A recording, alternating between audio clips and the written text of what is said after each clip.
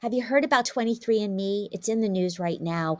Not just about their bankruptcy, but people are really worried about the data, their saliva that's giving so much of their privacy away. Well, I just spoke to Richard Lin, who had a company just like 23andMe, but instead of being saliva, it was based on poop. Fascinating, disgusting, and also interesting. So I'm bringing him to you to be able to hear what he advises for those that did give their saliva and was part of 23andMe, and for those that weren't, some of the things we need to be very conscious of in an AI world where there's a lot of cloning happening, our voices, our faces. So listen to what Richard has to say. Richard, can you share a little bit about the company you had and your thoughts on 23andMe data breach?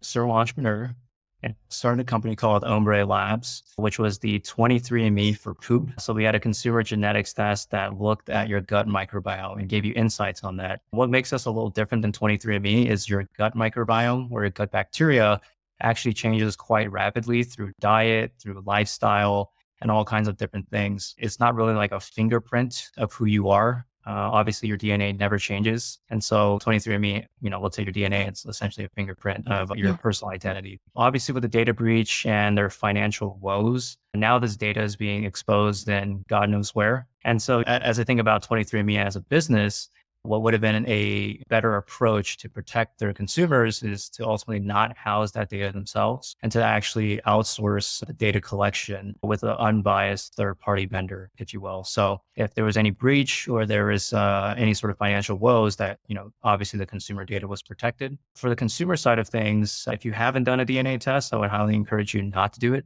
because you never know what your DNA is going to be used for if you give it to a company. For the folks that are actually impacted who have done a DNA test, I would encourage you to get your data out of there as soon as possible, request it from the company, and request that they delete it, a hard delete from any of their hard drives, databases, and so forth, so that you can actually protect it moving forward. Oh, I bet a lot of people are impacted. Richard and I talk about that, especially with his business that he's helping. Voice agents is a hot topic.